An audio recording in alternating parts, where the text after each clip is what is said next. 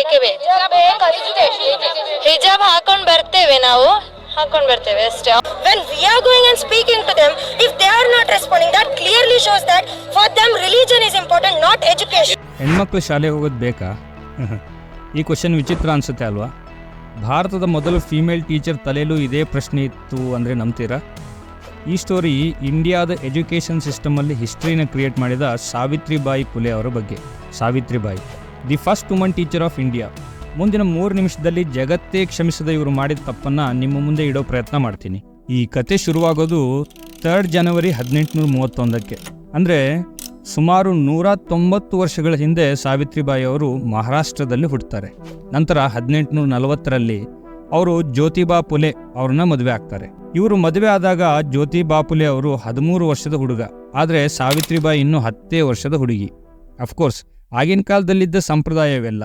ಅದರಲ್ಲೂ ಯಾವುದೇ ಹೆಣ್ಣಿಗಾಗಲಿ ತನ್ನ ಮದುವೆಯಲ್ಲಿ ತನ್ನ ವರನ ಆರಿಸ್ಕೊಳ್ಳೋ ಅವಕಾಶ ಇಲ್ದಿದ್ದ ಕಾಲ. ಆದರೆ ಸಾವಿತ್ರಿಬಾಯಿ ಅವರ ಅದೃಷ್ಟನೋ ಏನೋ 13 ವರ್ಷದ ತರುಣ ಜ್ಯೋತಿಬಾ ಫುಲೆ ಒಬ್ಬ ಪ್ರೋಗ್ರೆಸಿವ್ ಮೆಂಟಾಲಿಟಿಯವರಾಗಿರ್ತಾರೆ. ಅವರೇ ಖುದ್ದು ಸಾವಿತ್ರಿಗೆ ಓದೋಕೆ ಮತ್ತು ಬರೆಯೋಕೆ ಕಲಿಸ್ತಾರೆ. ಇವರ ಈ ಕಲಿಯೋ ಪ್ರೊಸೆಸ್ಸಲ್ಲಿ ಈ ದಂಪತಿಗಳಿಗೆ ಕಾಡ್ತಿದ್ದು ಒಂದೇ ಪ್ರಶ್ನೆ ಅಂದರೆ, ಹೆಣ್ಮಕ್ಳು ಯಾಕೆ ಶಾಲೆಗೆ ಹೋಗಬಾರ್ದು, ಇವ್ರನ್ನ ಯಾಕೆ ಶಿಕ್ಷಣದಿಂದ ದೂರ ಇಡ್ತಾರೆ ಅನ್ನೋದಾಗಿರುತ್ತೆ. ಹೆಂಗಸರಿಗೆ ಶಿಕ್ಷಣನ ಬರೀ ಮೇಲ್ಜಾತಿ ಪುರುಷರಿಗೆ ಮಾತ್ರ ಸ್ಕೂಲಿಂಗ್ ಶಿಕ್ಷಣ ಮೀಸಲಾಗಿದ್ದ ಕಾಲ ಅದು. ಸಾವಿತ್ರಿಬಾಯಿ ಕೆಳಜಾತಿಯವಳು, ಅದರಲ್ಲೂ ಹೆಣ್ಣು. ಖುಷಿ ಪಡೋ ವಿಷಯ ಅಂದರೆ ಇಂತಹ ವಿಷಮ ಪರಿಸ್ಥಿತಿಯಲ್ಲೂ ಕೂಡ ಇವರು ಮದುವೆಯಾಗಿ 8 ವರ್ಷದೊಳಗೆ ಭಾರತದ ಮೊಟ್ಟ ಮೊದಲ ಗರ್ಲ್ಸ್ ಸ್ಕೂಲ್ನ ಸ್ಟಾರ್ಟ್ ಮಾಡ್ತಾರೆ. ದೇಶಾನೇ ಮೆಚ್ಕೊಂಡು ಹೆಮ್ಮೆ ಪಡೋ ವಿಷಯ ಅಲ್ವಾ ಇದು? ಆದರೆ ಆಗಿನ ಪರಿಸ್ಥಿತಿಯಲ್ಲಿ ಆಗಿದ್ದೇ ಬೇರೆ. ತಮ್ಮ ಜನನೇ ಅವರನ್ನ ಹೊರಗಿನವರ ಕಾಣೋಕೆ ಶುರು ಮಾಡ್ತಾರೆ. ಬರೀ ಹೊರಗಿನ ಜನ ಅಷ್ಟೇ ಅಲ್ಲದೆ ಖುದ್ದು ಫ್ಯಾಮಿಲಿ ಅವರೇ ದಂಪತಿಗಳನ್ನ ಮನೆಯಿಂದ ಹೊರಗೆ ಹಾಕ್ತಾರೆ. ಇಷ್ಟೆಲ್ಲಾ ಕಷ್ಟಗಳಲ್ಲೂ ಜ್ಯೋತಿಬಾ ಮತ್ತು ಸಾವಿತ್ರಿ ಫುಲೆ ದಂಪತಿ ತಮ್ಮ ಮೇಲೆ ಬರ್ತಿದ್ದ ಹೇಟ್ಗೆ ಸಾಲು ಸಾಲು ಶಾಲೆಗಳನ್ನು ಶುರು ಮಾಡೋ ಮುಖಾಂತರ ಉತ್ತರ ಕೊಡ್ತಾರೆ. ಇದೇ ರೀತಿ ಅವರು 18 ಶಾಲೆಗಳನ್ನು ಶುರು ಮಾಡ್ತಾರೆ. ನೀವು ಎಷ್ಟೇ ಕಷ್ಟ ಕೊಡೋ ಪ್ರಯತ್ನ ಮಾಡಿ, ಆದರೆ ನಾವು ದಿನದಿಂದ ದಿನಕ್ಕೆ ಬೆಳೆದು ತೋರಿಸ್ತೀವಿ ಅನ್ನೋ ಗುಣ ಫುಲೆ ದಂಪತಿಗಳದು. 1848ರಲ್ಲಿ 8 ಹೆಣ್ಣು ಮಕ್ಕಳ ಜೊತೆ ಶುರುವಾಗಿದ್ದ ಶಾಲೆನ 1851ರ ಹೊತ್ತಿಗೆ, ಅಂದರೆ 3 ವರ್ಷದಲ್ಲಿ 150 ಹೆಣ್ಣು ಮಕ್ಕಳಿಗೆ ಶಿಕ್ಷಣ ಕೊಡೋ ಮಟ್ಟಿಗೆ ತರ್ತಾರೆ. ನಿಮಗೊಂದು ಫನ್ನಿ, ಅಷ್ಟೇ ಆಶ್ಚರ್ಯ ಅನ್ಸೋ ವಿಷಯ ಹೇಳ್ತೀನಿ ಕೇಳಿ. ಈ ವಿಷಯದ ಬಗ್ಗೆ ರಿಸರ್ಚ್ ಮಾಡ್ತಿದ್ದೆ, ಅವಾಗ ಪುಣೆ ಅಬ್ಸರ್ವರ್ ಅನ್ನೋ ಒಂದು ನ್ಯೂಸ್ ಆರ್ಟಿಕಲ್ ಸಿಕ್ತು.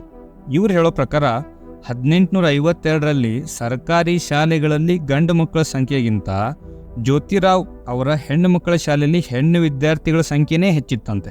ಇನ್ನೊಂದು ಆಶ್ಚರ್ಯದ ವಿಷಯ ಅಂದ್ರೆ, ಇವರು 2ನೇ ಶಾಲೆ ಶುರುವಾಗಿದ್ದು ಒಬ್ಬ ಮುಸ್ಲಿಂ ವ್ಯಕ್ತಿಯ ಮನೆಯಲ್ಲಿ, ಮತ್ತು ಅವರ ಪತ್ನಿ ಫಾತಿಮಾ ಶೇಖ್ ಭಾರತದ ಮೊದಲ ಮುಸ್ಲಿಂ ಮಹಿಳಾ ಶಿಕ್ಷಕಿ ಆಗ್ತಾರೆ. ಓಕೆ ಗುರು, ಶಾಲೆ ಓಪನ್ ಮಾಡಿ ಎಜುಕೇಶನ್ ಕೊಟ್ರು ಅನ್ನೋದು ಅಷ್ಟೇ ಅಲ್ವಾ? ಅದನ್ನೇ ಎಷ್ಟು ಎಳಿತೀಯ ಅಂತ ನಿಮ್ಗೆ ಅನ್ಸ್ಬೋದು.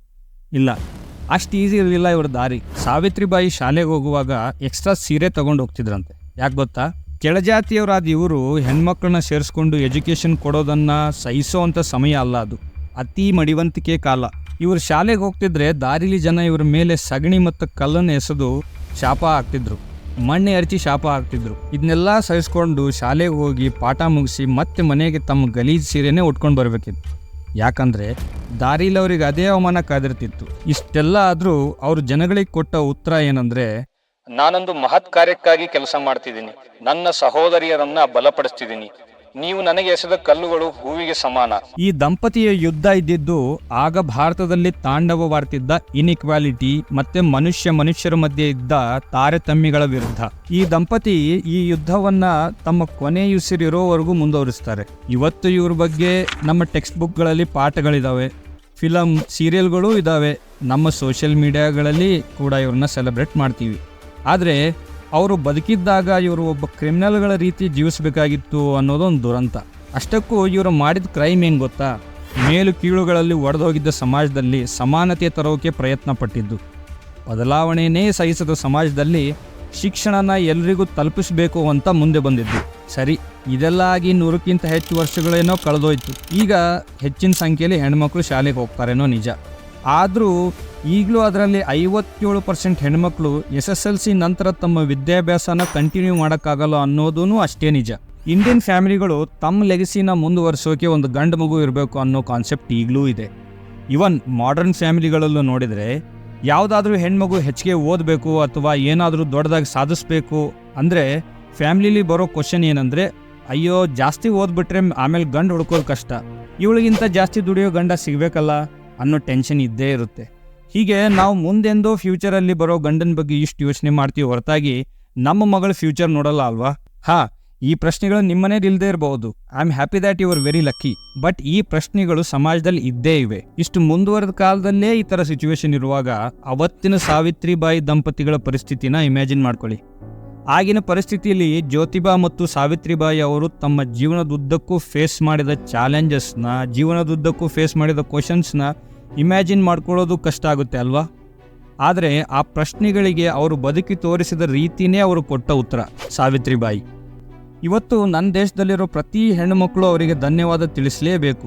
ನಮ್ಮ ದೇಶದಲ್ಲಿ ಏನಾದರೂ ಹೆಣ್ಮಕ್ಳು ಶಾಲೆಗೆ ಹೋಗ್ತಿದ್ದಾರೆ, ವುಮನ್ ಎಜುಕೇಷನ್ 1% ಆದರೂ ಚೆನ್ನಾಗಿದೆ ಅಂದರೆ ಅದಕ್ಕೆ ಮೂಲ ಕಾರಣನೇ ಆ ತಾಯಿ. ಹಿಜಾಬ್ ಹಾಕೋಕೆ ಬಿಟ್ಟರೆ ಮಾತ್ರನೇ ಶಾಲೆಗೆ ಹೋಗ್ತೀನಿ, ಅವರು ಹಿಜಾಬ್ ಹಾಕೊಂಡ್ಬಂದರೆ ನಾವು ಶಾಲ್ ಹಾಕೊಂಡ್ಬರ್ತೀವಿ ಅನ್ನೋ ಪರಿಸ್ಥಿತಿಗೆ ನಾವು ಬಂದಿರೋದು ನೋಡಿ ಈ ವಿಡಿಯೋನ ಹೆಣ್ಮಕ್ಳು ಶಾಲೆಗೆ ಹೋಗೋದು ಬೇಕಾ ಅನ್ನೋ ಲೈನಿಂದ ಸ್ಟಾರ್ಟ್ ಮಾಡಿದೆ.